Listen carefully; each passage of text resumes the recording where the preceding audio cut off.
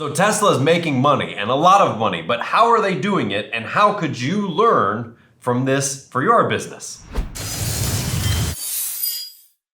Hey everybody, welcome back to the Newsroom. It's Neil Winterig, joined as always by Dr. Greg Winterig, CEO of Matterhorn Business Development and Amazon bestselling author of the book Fun at Work, which you can find out more about down below. Also going right now, we do have a giveaway occurring to actually win Fun at Work, Profit First, some online training from us. So be sure you click the link down below and sign up for that. It's only going for just under 2 weeks, so make sure you hit that up. Now, what we're here to talk about today is we have an actual Newsroom article which leads to actual business advice. I feel like it's been a year since we've actually achieved that. Yeah, we haven't been able to find We've had a couple of business newsrooms, but they were more out of interest pieces than learning pieces. So today you're going to learn. And we have an article here, which I believe you've got the numbers for. And through the magic of editing, we have the iPad with the article on it. That fast. Yes. And so what we're talking about today is actually, there was some news about the fact that Tesla is actually making profits, which for a car company is very unusual.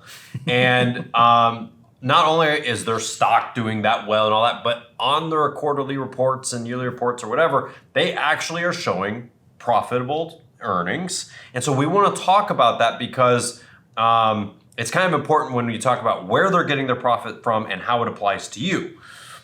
All right, so here's the article. Tesla posted its first full year of net income ever last year, 2020, but not because of sales to its customers. 11 states require automakers sell a certain percentage of zero-emission vehicles by 2025. If they can't, the automakers have to buy regulatory credits from another automaker, blah, blah, blah.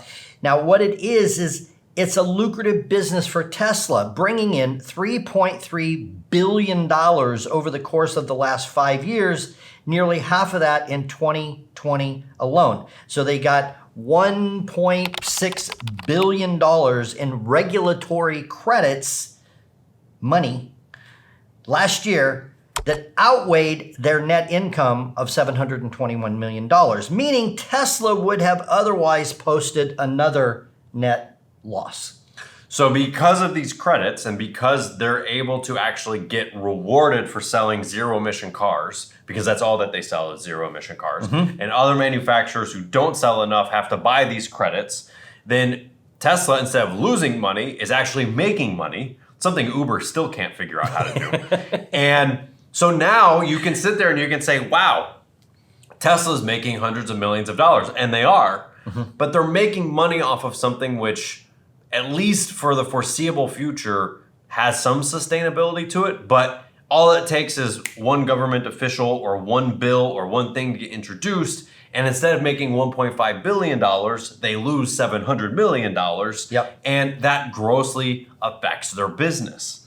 So then as the CEO, Tesla top executives concede the company can't count on that source of cash continuing. Correct. Which is the whole point here. So yes, you can have this one-time source, you can get an infusion. The great example that we've done another video on earlier during the campaign, the election, was the bakery in Pennsylvania that had Biden cookies and Trump cookies, and it was this huge boom, and they were selling thousands of cookies a day. And they can go, great, we're putting money in the bank or whatever, but now that's not sustainable. Right. So if your business has some sort of a source of income, and I think another thing that did this a lot was solar. I know solar companies for a while were just everywhere because there was a way of basically having the government pay for it for you. They're getting tens of millions or hundreds of millions of subsidies from the government. And as soon as the subsidy stopped, the company went bankrupt. Right. There's no more product there because the subsidies are what's paying for it. So you have to look at it from a perspective of, let's say you get a huge windfall of money into your business from something unusual, like a credit or subsidiaries. Or a particular account that brings you tens of thousands or hundreds of thousands of dollars. Right. You have to then take that money and invest it in something that is going to help you make more Not money. stocks, not bonds, not that type of investment. But what it means is, how do I take the profits from this unexpected cash flow and put it into a way to build up the rest of the company to continuously bring in that same amount of money or bring in more money? And let me give you an example. I have a friend who is a horse breeder and trainer. And she and her daughter have won national championships in this one particular equestrian category. And they actually bred a horse that was a real superstar, national champion, and sold the horse for $400,000. And I was at her ranch one moment, and then 10 years later, I'm back again, and I don't remember the name of the horse. Let's say the horse's name was Joey. Joey paid for all this. So she quadrupled the size of the ranch. The facility now has over 100 horses that are being boarded and exercised. And there's one arena that has this walking machine. She can walk 20 horses at the same time. But this is to your point. Didn't just take the $400,000 and buy a Maserati or, a lake home. Like, no, we're pumping it back into the business so that we have some. I mean, how many Joeys are there going to be? I mean, that's like one in a lifetime.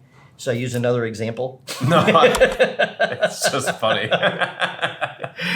Normally, Joey would be a good name for a horse, but there's no horse named Joey. So it sounds pretty funny because they have stupid names. What can I say? Yeah.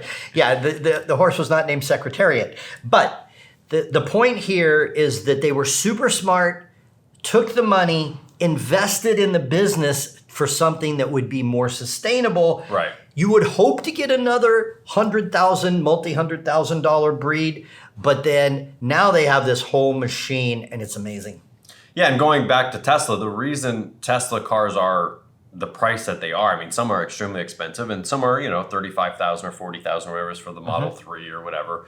Those prices are that low because they know that they're getting subsidiaries from the government, and people who buy the cars are getting tax write-offs, and so they're able to make it more affordable than it is. But if that stopped all of a sudden, the price of a Tesla would go up by $10,000, $15,000, $20,000, maybe hurt sales or more. Yeah. So they're in an interesting situation with that they have to watch out for. But every business has different things like that you have to think with. And so if you're getting some sort of a subsidiary, or, we've seen this with medical offices that are on state-funded programs. So I provide this certain type of insurance and I get a lot of money from the state to treat kids. And then 2 years later, they go, oh, you know what, we're losing a lot of money on that. So you make 75% less than you used to, just with a letter in the mail. Right. Okay.